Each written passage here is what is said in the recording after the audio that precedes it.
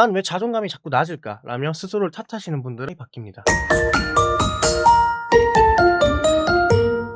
반갑습니다. 연애자격 대표 상담사 박재희입니다. 오랜만에 되게 찍는 것 같아요. 저번에 제 후기였지만 제가 안 나와가지고 아쉬워하는 분들이 많아서 좋은 후기들도 있었고 제 자랑도 좀 할 겸 직접 나왔습니다. 같이 촬영하고 계시는 PD님이 후기에 대해서 궁금한 게 좀 많나봐요. 우선은 그 후기 한번 읽어보도록 하겠습니다. 데이쌤 실버 플랜 상담 후 재회 성공 후기 남깁니다. 안녕하세요. 데이쌤과 길었던 상담을 끝내고 재회를 성공하게 되어 상담 후기를 남기게 되었습니다. 먼저 재회를 성공할 수 있도록 처음부터 끝까지 함께 상담해주신 데이쌤에게 감사 인사를 드리고 제 이야기를 시작하겠습니다. 저는 30대 초반의 평범한 직장인 남성입니다. 여행 모임에서 처음 상대를 만난 후에 친해지게 되어 제가 먼저 고백 후에 연애를 시작했어요. 이후 행복한 순간도 많았고 다툼이 있던 적도 있었지만 상대방의 너그러운 마음 때문에 빠르게 화해를 했습니다. 제 욱하는 성격이 문제가 되어 다툼이 시작되었고 의심하는 말도 많이 했었거든요. 작년 6월 중순 300일 정도 만남을 이어가던 도중 갑자기 다툼이 있었고 상대방은 그 자리에서 이별 통보 후 제 눈앞에서 사라졌습니다. 그때를 떠올려보면 당황했던 감정을 주체할 수 없었던 기억이 있었지만 그동안 몇 번의 연애와 이별이 있었지만 이 사람과의 이별이 당황스러웠던 건 그만큼 특별한 존재였나봐요. 이별 통보 직후 받지도 않은 연락을 수십 통 하기도 했고 집 앞에 찾아가서 만나 사과를 해보았지만 상대방은 완고한 거절을 했습니다. 눈앞이 깜깜했어요. 때마침 직장에서는 새로운 부서로 옮긴 때였기 때문에 적응 시간이 필요했는데 전혀 집중할 수 없어서 더 힘이 들었던 기억이 있습니다. 저는 혼자 힘으로 해결할 수 없다는 판단을 하고 인터넷에 무작정 재회에 도움을 준 업체를 찾기 시작했습니다. 업계에서는 유명한 업체와 상담을 몇 군데 했는데 마음에 쏙 드는 업체가 없었어요. 그대로 한 달이 지났고 작년 7월쯤 그렇게 연애 자격 데이쌤과 첫 상담을 시작하게 되었습니다. 데이쌤의 상담은 항상 완급 조절을 중요시합니다. 이별을 맞은 당사자의 간절한 마음을 차분하게 해주는 상담을 해주시며 절대 급하게 접근하지 않을 것을 강조하셨죠. 사실 재회를 원하는 사람은 재회라는 결과만 보고 상담을 시작하게 된 거잖아요. 그러나 재회는 결과를 만들어내기 위한 과정이 더 중요하다는 것을 수차례 얘기해 주셨어요. 그렇게 너톡을 시작으로 상대에게 답장이 오기도 하고 상대방의 돌발 행동으로 저희 집 앞에 찾아온 일도 있었죠. 그때마다 대처에 난감해하던 제 행동을 잘 잡아주셨습니다. 다만 저의 돌발 행동에는 단호하게 말씀하셨어요. 돌발 행동은 더 많은 변수를 만들게 되고 그것이 절대로 재회에 더 빠르게 다다를 수 없다는 것을 전문가의 입장에선 잘 알고 있었던 거예요. 그때 데이쌤의 차갑고 단호했던 어조가 없었다면 저는 절대 재회를 성공할 수 없었을 것 같아요. 길어지는 기다림에 지쳐 또 상대방에게 연락하고 찾아가고 싶은 마음이 가득한 그런 시기였거든요. 지금 돌이켜보면 왜 그랬을까 하는 웃음 섞인 후회만 남았지만 그런 행동은 결국 잘못됐다는 것을 깨달았죠. 마지막 상담을 이야기할 즈음 저는 이제 혼자서 헤쳐나갈 수 있는 솔루션을 기다리고 있었죠. 그런데 올해 설날 연휴 상대방의 갑작스런 연락이 오게 되었고 만나게 되었습니다. 저는 차분하게 데이쌤과 그동안 상담한 과정에서 공부한 것들을 그대로 적용했고 상대방은 제 마음을 다시 받아주게 되었습니다. 작년 7월부터 약 7개월간의 길었던 과정이네요. 데이쌤도 저의 징징거림과 반항 섞인 말투에 많이 힘드셨을 거예요. 또 제 상담 내용에 좀 더 신경을 써주신 점을 알고 있습니다. 저는 상담 과정과 함께 재회라는 결과까지 이루어낼 수 있어 정말 잘 선택했다고 생각합니다. 삶에서 가장 어려운 것이 사람의 마음을 돌리는 일이라고 하는데 힘들었지만 연애 자격과 데이쌤의 도움으로 성공할 수 있었습니다. 저희 커플은 안정기를 찾아가는 중이지만 그래도 이전처럼 이쁘게 연애하려고 노력 중입니다. 다시 찾는 일이 없도록 그동안 상담에서 배운 내용으로 상대방을 소중하게 아끼고 제 감정을 잘 다스리겠습니다. 정말 감사합니다. 앞으로 살아가는데 자신감을 많이 얻은 것 또한 감사할 일입니다. 이별을 맞아 상담을 맞으신 모든 분들이 원하는 결과를 이루시길 기원합니다. 데이쌤 최고. 얼마나 욱하셨길래. 약간 쏜다고 해야 되나? 할 말이 없게 좀 세게 하다 보니까 우리가 갈등 유형에서도 갈등이 생기면 바로바로 풀어야 되는 파이트도 있고 시간이 필요한 플라이트도 있고 얼어버리는 프리즈라는 사람도 있는데 이 모습을 자꾸 보여주다 보니까 상대방은 파이트도 플라이트도 아닌 얼어버린 상태가 돼버린 거죠. 의심하는 말을 많이 하셨다고 했는데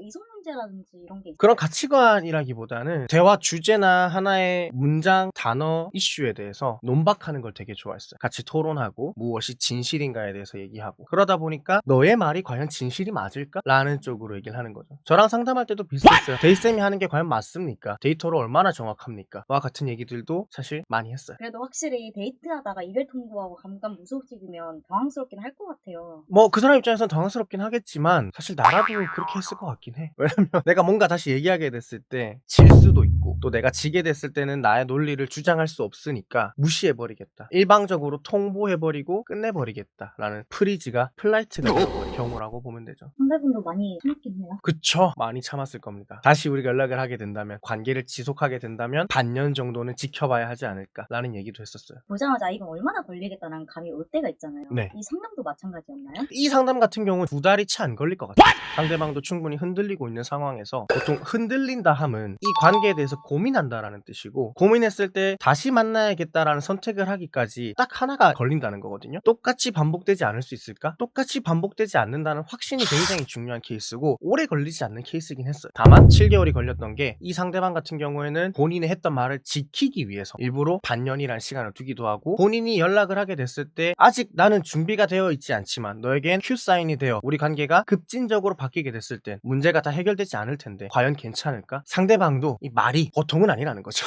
구독, 좋아요 많이 눌러주세요.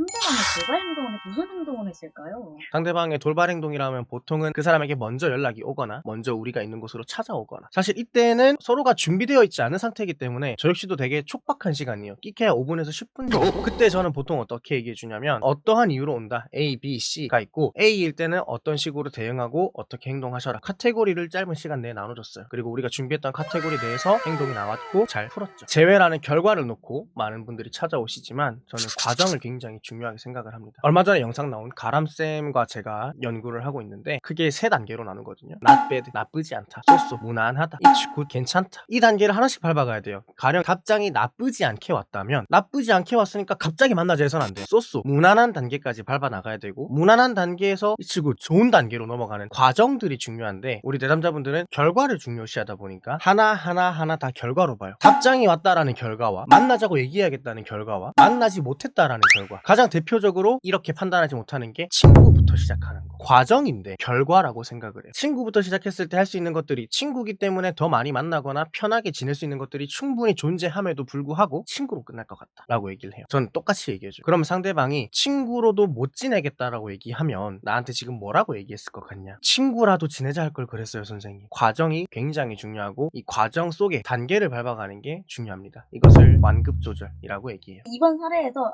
이건 진짜 제일 꿀팁이다 싶은 내용은 비슷한 성향을 가진 분들에게 좀 꿀팁을 드릴게요. 부정어의 사용이 잦은 이분 같은 경우도 빈도로 얘기하자면은 30분 통화할 때 한 10번 쓰던 분이 1시간 반을 통화해도 2-3번도 안 쓰는 단계까지 갔어요. 왜 부정어가 중요하냐면요, 긍정적으로 생각해야겠다, 자존감을 높여야겠다 하시는 분들이 이것저것 해봐요. 책도 읽어봐요, 운동도 해봐요. 중요한 건요, 부정어를 사용하게 됐을 땐 기본 디폴트 값이 마이너스예요. 거기서 내가 아무리 좋은 것을 해봤자 플러스 마이너스 0밖에 되지 않아요. 부정어를 사용하지 않는 것부터 시작이고, 긍정어로 치환하는 연습을 하라고 하거든요. 우스갯소리로 얘기했지만 오히려 좋아라는 얘기를 하라 했어요. 선생님 읽었는데 아직 답장이 없네요, 일십했나봐요 라고 했던 분이, 선생님 오히려 좋아요, 차분하게 좀 더 대응할 수 있을 것 같아요. 이분 같은 경우에는 차단당한 적도 있었어요. 차단당한지 모르고 보냈던 연락들이 있는데, 이분이 제가 깜짝 놀랄 말을 합니다. 차단당했다라는 것은 이때까지 우리가 보냈던 연락을 못 봤다는 거네요. 그러면 다시 보낼 수 있다는 뜻이겠네요. 나 감동받았잖아. 부정어를 바꾸는 게 이렇게나 많이 바뀌어요. 나 말하면서도 지금 소름이 돋는데, 난 왜 자존감이 자꾸 낮을까 라며 스스로를 탓하시는 분들은 내가 습관적으로 하는 부정어는 뭐가 있는지 반드시 체크해 보시고 긍정어로 바꾸기 위한 노력을 해보세요. 말이 바뀌면 주변의 평이 바뀌고 생활이 바뀝니다. 그랬을 때 여러분들이 상대방에게 할 수 있는 말은 무궁무진하게 늘어나요. 반드시 부정어를 긍정어로 치환하는 연습. 댓글에 저는 이런 말을 많이 쓰는데 이렇게 한번 바꿔보겠습니다, 뭐 이런 다짐들 공유해보면 좋잖아요. 저는 아까 하나 말해줬어요, 오히려 좋아. 댓글에 공유해주시면 많은 분들에게 도움될 것 같습니다. 네, 이렇게 후기 한번 읽어봤는데, 선생님들도 본인들의 후기 같은 것들을 보면은 굉장히 자부심도 느끼고 좋아합니다. 저 같은 경우에는 되게 좋은 후기들이 많이 올라와서 좀 영상을 찍고 싶다고 할 정도로 후기는 선생님들에게 큰 힘이 되니까, 보고 계시는 분들 중에 저희를 성공했거나 선생님에게 너무 고마운 마음이 있으신 분들은 고마운 마음을 담아서 후기 많이